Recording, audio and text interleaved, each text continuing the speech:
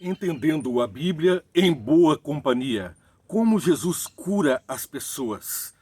Jesus era aquela pessoa especial que desenvolveu ao correr de sua vida todos os dons e talentos do próprio Deus. Ele veio ao mundo justamente para mostrar o amor de Deus ao homem e mostrar ao homem como viver dentro do amor de Deus. Hoje estamos vendo exatamente como Deus nos cura e faz de nós pecadores pessoas que curam também a outras pessoas. Como devemos curar as outras pessoas? Da mesma maneira que Jesus o fazia. Jesus olhava as multidões e, ao distinguir nela as necessidades individuais, a cada um ele procurava levar e trazer exatamente aquilo que de mais ele precisava. Aquela necessidade que vinha além da aparência física, além da cegueira, além de ser manco ou de ter uma surdez.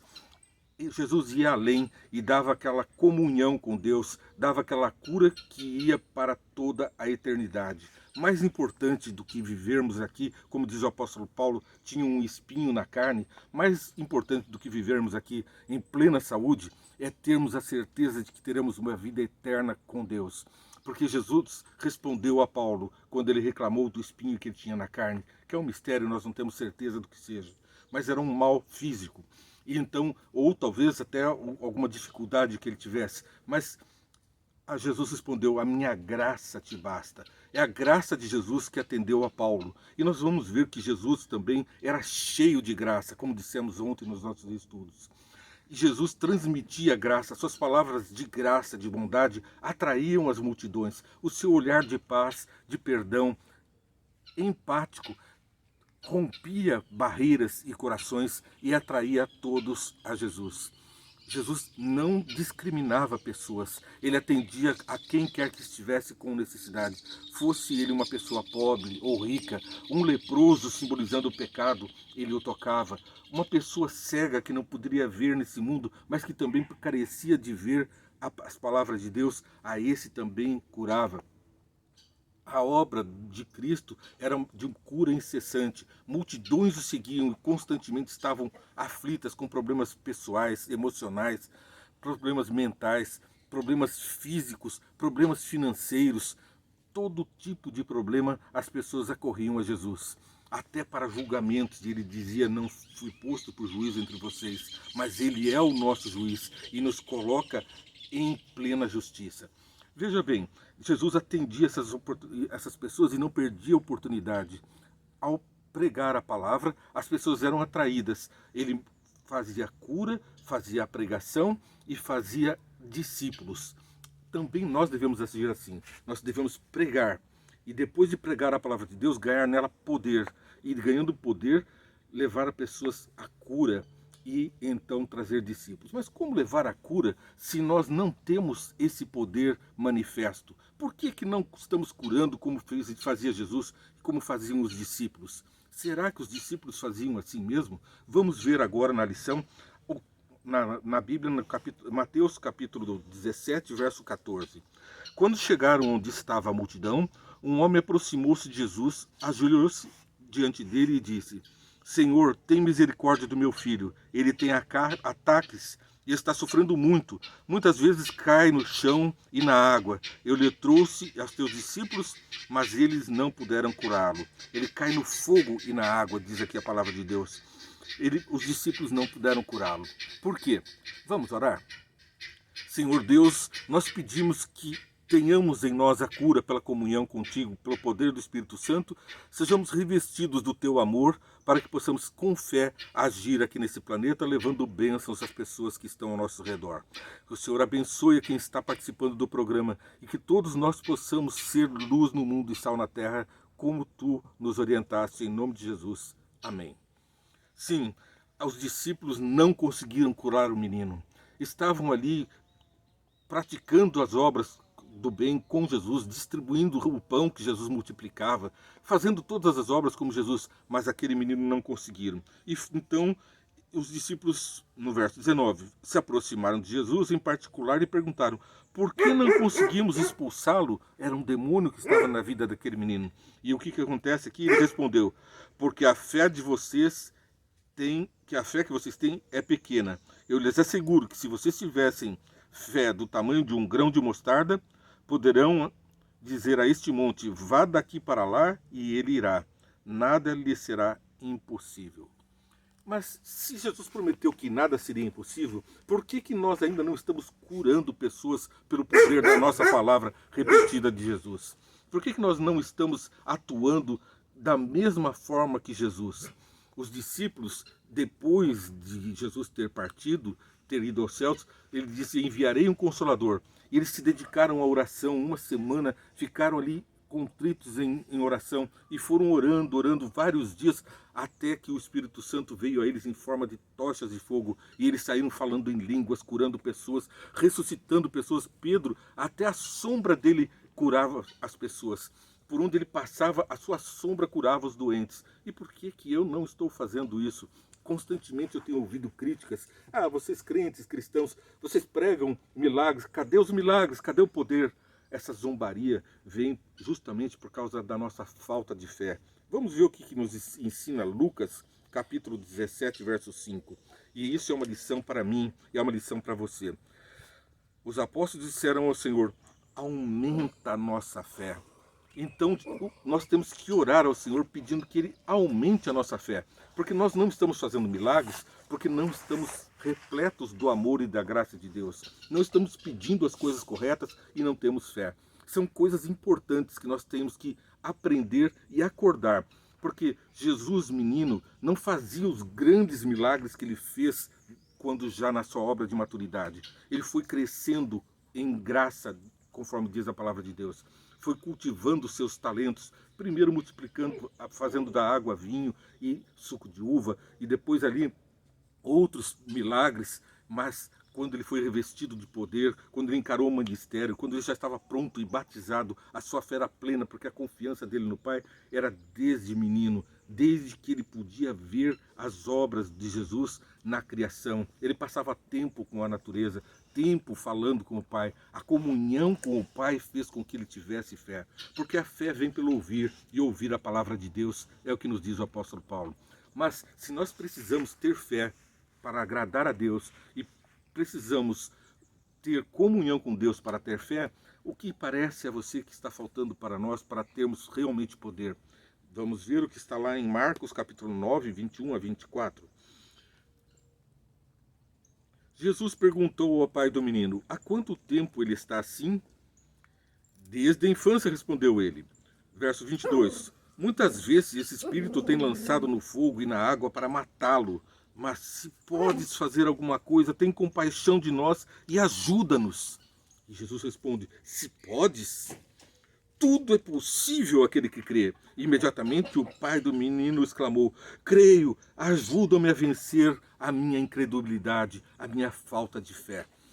Jesus tinha a fé e suplementou a fé do Pai. Nós temos que rogar a Deus que tenha piedade da nossa falta de fé e que a complete. Mas como fazer isso se nós não contemplamos a Jesus, não temos comunhão com Ele na sua palavra, na comunhão diária, com oração, com conhecimento de Deus? Se você não conhece alguma coisa, você não pode acreditar naquele...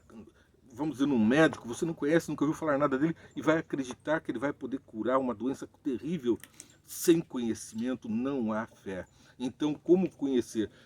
A palavra de Deus traz o conhecimento. Jesus revelou a Deus e você revela Jesus e revela a Deus aos seus próximos e aos seus semelhantes. Essa é a comunhão da qual nós somos instigados. Prossegue a lição da Escola Sabatina, nos trazendo ainda sobre a cura de Jesus, que as necessidades pessoais, espirituais, as necessidades físicas, as comodidades, como é que nós podemos fazer? Nós temos que fazer um treinamento para poder atender como Jesus atendia e fazer as curas como Jesus curava. Como é esse treinamento? Enquanto nós não estamos multiplicando pão, ressuscitando pessoas, existem coisas que nós devemos e podemos fazer como discípulos de Jesus. Assim como Jesus foi crescendo na sua obra, quando nos disponibilizamos pelo poder do Espírito, através do exemplo da vida de Jesus e da missão de anjos engajados, as pessoas são por nós ajudadas. e assim nós estamos sendo capacitados. É ajudando as pessoas nas pequenas coisas que nós vamos tendo capacidade para ajudá-las também nas coisas maiores. E Deus vai nos capacitando e vai fazendo com que o nosso coração se encha de amor e de fé. E assim, quando ajudamos uma pessoa, somos alegres por ter ajudado, o nosso coração aumenta, aumenta, e nós vamos trazendo hormônios, endorfinas que caracterizam força a nossa fé, comunicam força à nossa fé. Então nós podemos ajudar as pessoas hoje como? Na redução de estresse, nas comorbidades, nas obesidades, no alcoolismo, no fumo, numa dieta saudável ou quando as apoiamos.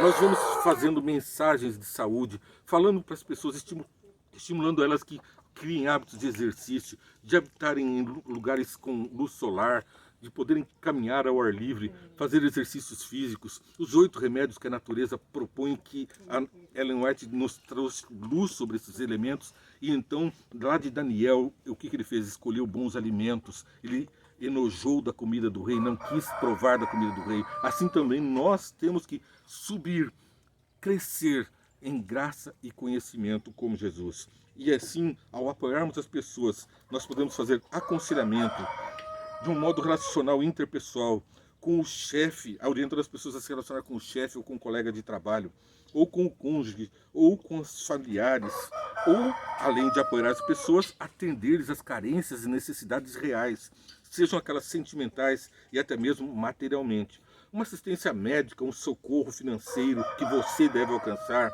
de moradia ou de alimentos. Pessoas estão passando por desgraças, por tragédias, e nós não podemos ficar em silêncio diante da multidão que está precisando da atenção de Cristo. E Cristo age através dos cristãos.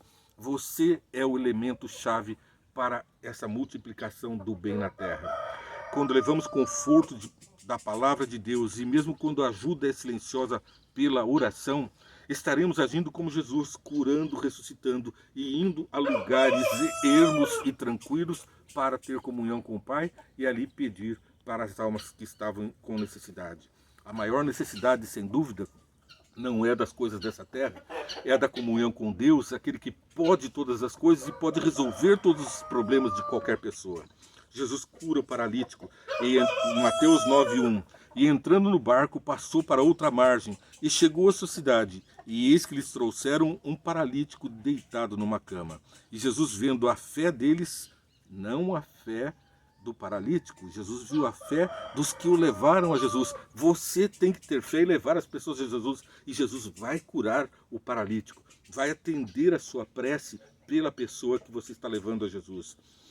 E disse ao paralítico: filho, tem bom ânimo, perdoados te são os teus pecados. Mas, gente, estavam levando um paralítico. O que tinha a ver paralítico com perdão de pecados? Jesus, em vez de curar, diz: perdoados estão os teus pecados.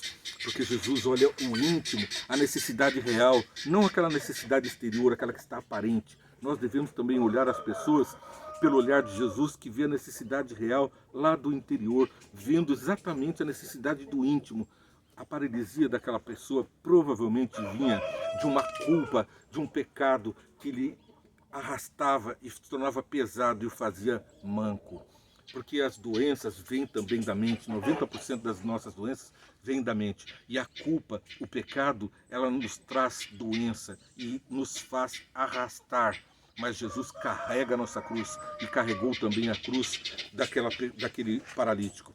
E eis que alguns escribas diziam entre si: ele blasfema. Mas Jesus, conhecendo seus pensamentos, disse: por que pensais mal em vosso coração? Pois o que é mais fácil dizer ao paralítico: perdoados te são os teus pecados, ou levanta, toma a tua cama e anda.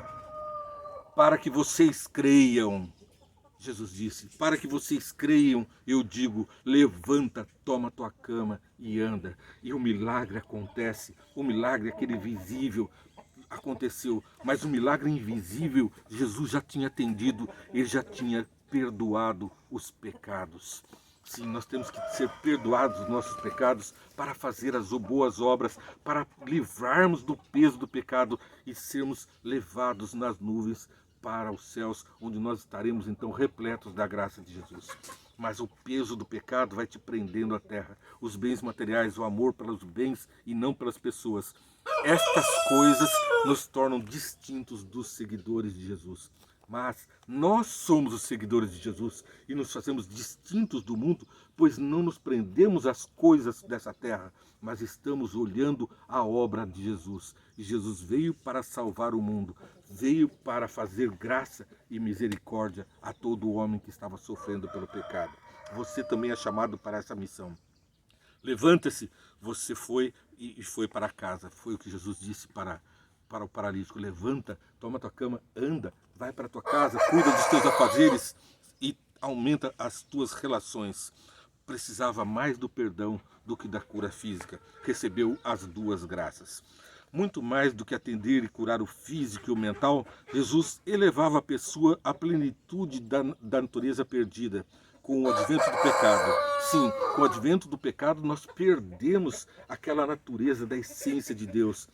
A imagem e semelhança de Deus esmaeceu no homem e nós passamos a ser pecadores e representando por nossos atos aquele a quem seguimos diante da árvore do conhecimento do mal. Seguimos a serpente, trazemos traços da serpente nas nossas atitudes. Mas Jesus nos convida a sermos purificados e voltarmos a ser a imagem e semelhança de Deus, como Ele nos fez, Ele também quer nos restaurar. E nos restaura pelo exercício, o exercício espiritual de atender aos semelhantes. Jesus veio e morreu pelos nossos semelhantes. Nós viemos a este mundo para viver pelos nossos semelhantes. Se você é um cristão, devemos com certeza fazer o imaginável de uma vida sem pecados, justamente porque é isto o que Paulo disse em 1 Coríntios 2,9. Mas como está escrito, as coisas que o olho não viu e o ouvido não ouviu e não subiram ao coração do homem, são as que Deus preparou para os que o amam. Você ama Jesus? Aqui está o que está preparado para você. O programa Vê e Entende vai ao ar todos os dias às 9 horas. Mas não perca, 5 minutos Vê e Entende vai ao ar às 8 com o resumo da lição. Eu te convido para às 8 estarmos juntos entendendo a Bíblia e Vê e Entende 5 minutos e logo após às 9 eu aguardo você entendendo a Bíblia em boa companhia. Até amanhã e que Deus te abençoe muito.